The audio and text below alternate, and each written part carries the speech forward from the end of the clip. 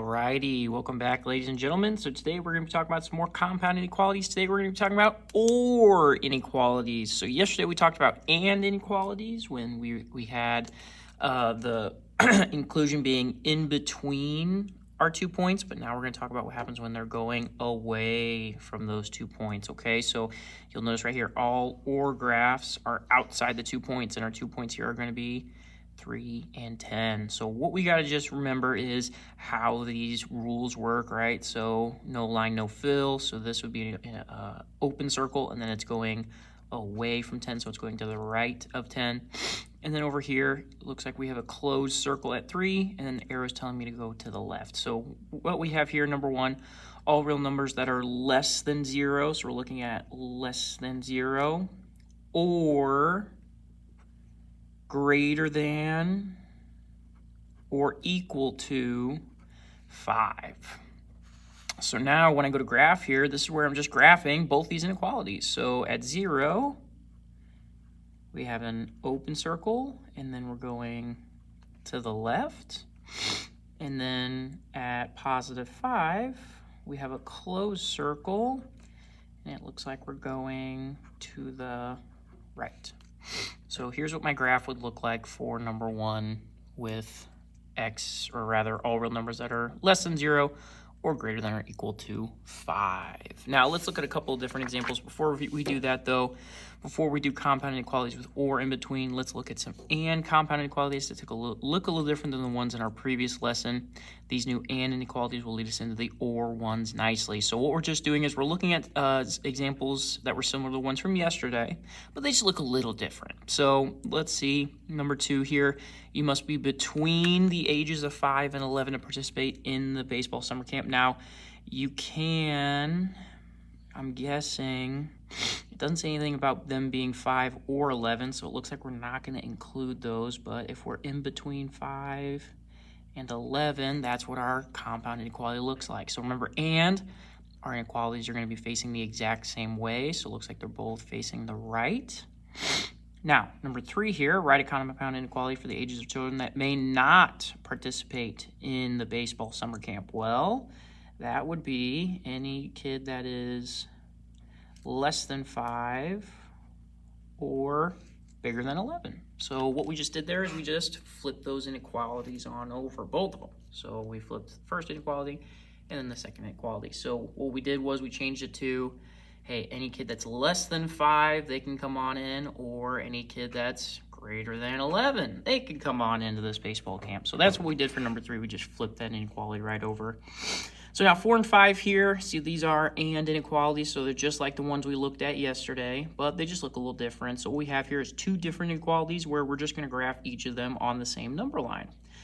Now for the first one here, it looks like we have x plus 8 is greater than or equal to 9, so we got to go ahead and subtract that 8 on over, give me x greater than or equal to 1. Now we do have this second inequality over here. The second inequality looks like we have x being divided by 7, so we got to go ahead and multiply by 7 on both sides. 7's cancel out over on the left, leaving me with x less than or equal to 7. So now when I go on the number line, 1, 7. So now when I put my closed circle on 1, then we got to go to the right. Now I'm not going to go past my next point here because my next point says, hey, we got to go close circle to the left here. So notice I'm not going past either of my endpoints here. My dribbling here, my scribbling went all the way right to that endpoint and then it stopped. And then that's where I put my closed circle for that one. Now, let's go ahead, let's take a look at example number 5. Example number 5 is very similar here. We're going to go ahead and solve each of these inequalities individually. So for my first one here, it looks like I'm looking at the left side and I'm saying to myself, okay, it looks like the -1 is further away from x than that 5 is. So let's go ahead, let's add 1 to both sides. So now it's 5x greater than -25. And now I'm going to go ahead and divide by 5 to give me x is greater than -5. Now notice I didn't divide by -5, so my inequality stayed the same. It's only when you divide by a negative number, not when a negative number is being divided. Okay, so that's the difference there. Now for the second one over here, looks like we're looking at the left side again. Now it looks like the 2 is further away from that x than the 7 is, so we gotta get rid of that 2. Way to get rid of a -2 is to add 2.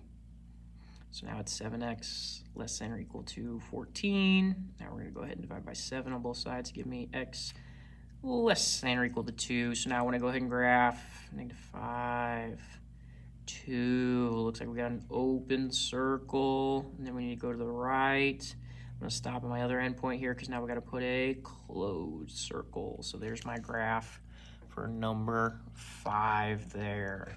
So now, again, those are both examples we looked at yesterday. They just look a little different. Now, are they the exact same examples we looked at yesterday? No, they're not. They're a lot different numbers, but they are both and inequalities where we are shading in between our 2 points here. Now, what happens when we flip that to an or inequality? Well, let's take a look at 6 and 7 now. So number 6 here looks like for this left one, we have 3x plus 2 is less than -7. Well, let's go ahead, solve each of these individually, just like we did for 4 and 5. And number 6 here looks like the 2 is further away from the x than 3 is. So let's get rid of that 2 first. So I'm going to subtract by 2. That gives me 3x less than -9. And I'm going to divide by 3 to give me x is less than -3. Now, before we graph, we do have one more inequality to solve here. So let's go ahead, let's solve it. Now, it looks like to me the 5 is further away from that x than the -4 is. So let's subtract by 5. That gives me -4x less than -4. Now, remember, when a negative number is attached to my letter, that means that is multiplication. So to undo that multiplication, we have to divide by -4. Now, a couple different things are going to happen here. First off, -4 is over on the left. Those cancel out, giving me x. Now, when I divide by the negative number there, that means my inequality has to flip. -4 divided by -4 is 1. So now when I go to graph, let's graph this left one first, the one we found first. So it's going to be -3. Looks to me like an open circle, and then it's pointing to the left. So we're going to go to the left there. Now let's go ahead and graph our other inequality. So it's +1, open circle, and then it looks like we're going to the right. So remember, these inequalities are like arrows. They're telling you where to go. So that means I need to go to the right. So here's what my graph for number 6 would look like. So notice the difference between, hopefully you guys saw that. So the difference between number 6 and number 4. So notice like with my graph for number 6 here, right, my shading is going opposite directions. But for number 4, they were going in the same direction. They were heading towards each of the points. For number 6, they're heading away from my points. So now number 7 here. Number 7. So we're going to go ahead. We're going to solve each of these inequalities just like we did for number 6. So now number 7, let's go ahead. Let's do the left one first. So it looks like that 7 is further away from the y than the -2 is. So let's subtract by 7. So now it's -2y less than -6. Now when we divide by -2, so we just talked about it over here at this -4, remember that's multiplication. So when I divide by -2 here, a couple things. One, -2's on the left, cancel out. Now we're looking at a greater than symbol. Look, our inequality flipped. And then -6 divided by -2 is +3. So now when I come back over here now, so it looks like we're going subtraction of 3 first because the 3 is further away from the y than that 4 is. So now it's going to be 4y less than or equal to -8. And then we're going to divide by 4. So it's going to be y less than or equal to -2. So now when I go to graph, let's graph this left one first. So 3, open circle to the right. And then when I graph this left one, closed circle, and then we're going to the left there. Okay, so again, number 7, or, so they're going opposite directions. They're going away from the 2 points, right? Number 5, notice we're going in between those 2 points towards each other. So there's a couple of examples of solving and graphing our or compound inequalities. So that's what they look like. Now let's take a look at just a couple more examples of these, and then we'll go ahead and talk about a story problem or two. Now what I'm going to do is I'm going to take a look at C and D down here, okay? So if you want to go ahead, try out A and B, go ahead, pause the video, give those a try real quick. But let's go ahead, let's talk about C and D here. Now C, notice this one looks a little different, right? It's all put together here. They're not separated with a word, so I do want to talk about it. Now with C, let's go ahead. We're going to solve by first adding that 6 over, because notice we're only looking at the middle. Remember, just like we talked about yesterday, we're only focusing on the middle. And it looks like that 6 is further away from P than 3 is. And how we get rid of minus 6 is we go ahead and add 6 to both sides. Okay, now in this case, not only is it both sides, but it's actually all 3 sides, because we had to do the left, the middle, and the right. Remember, you can't pick and choose what side you're either adding, subtracting, multiplying, or dividing to. Everything. Whatever you do to one side, you have to do it to all sides. Now, negative 36 plus 6, that gives me negative 30. Less than 3p. Less than negative 9. And now we're going to get that 3 off of p, because again, we're just focusing on that middle. So now to get that 3 off of p, we're going to divide everything by 3. So that gives me negative 10. Less than p. Less than negative 3. So now how I'm going to graph part C is we have to look at the fact that since our inequalities are facing the same way, this is an and inequality. So what that's going to look like is it's going to be negative 10, negative 3, open circles on both, and then I'm going to shade in between my 2 open circles here. So whenever the inequalities are facing the same way, you have to shade in between those 2 points. Now, if they're facing opposite ways, that's where we're looking at an example like part D. Now, part D looks like for this left one, we got to subtract by 5.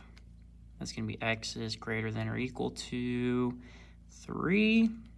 And then over here for the right one, we have to multiply by 9. Now, 9's over on the left. Those cancel out, leaving me with just x. Less than 9 times 0. Well, anything times 0 is just giving me 0. So now, since my inequalities are pointing the opposite ways here, so when I graph, let's see, so it's going to be 0 on the left, open circle, and then we're going to the left. And then over here we have positive 3. That's going to go to the right. Close circle to the right. So whenever you're graphing, just make sure to the right of the number line is always the bigger number, and to the left is always the smaller number. Just like you see over here with part C, negative 10 is smaller than negative 3, so it's always to the left of that negative 3, okay? So here's the difference between C and D when it comes to graphing there. Now, numbers 8 and 9, we need to write an inequality that represents the graphs as shown. So for number 8, looks like we have a compound inequality where it's x is less than negative 4 or x is greater than or equal to 2. Okay, so here's what my compound inequality for number 8 would look like. Now, number 9, again, it's going to be another or situation because we're not shading in between our 2 points here. It looks like we're shading outside of them.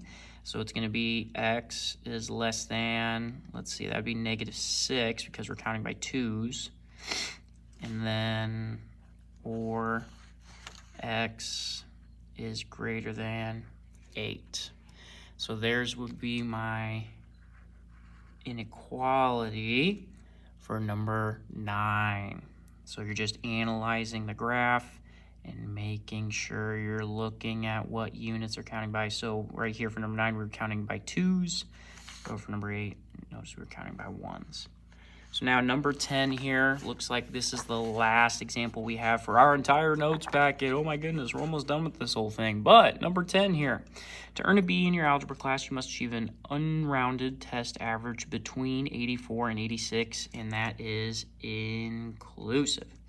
You score 86, 85, and 80 on the first 3 tests of the grading period. What possible scores can you earn on the 4th and final test to earn a B in the course?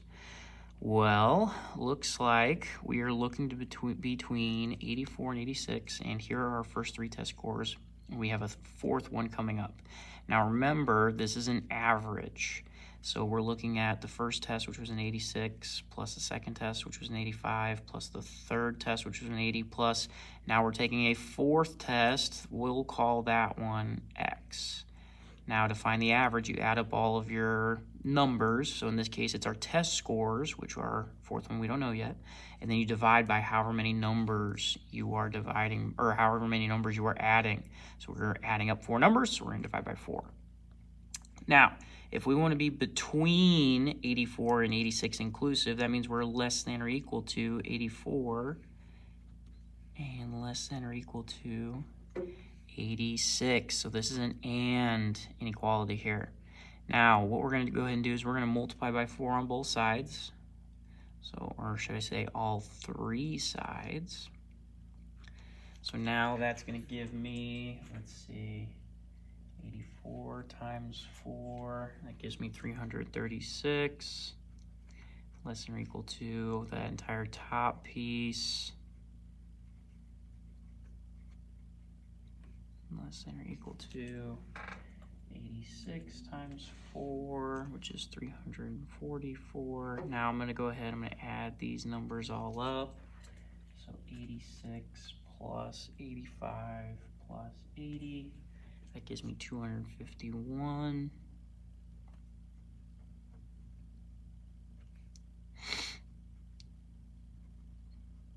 And now I'm going to subtract that 251 from all 3 sides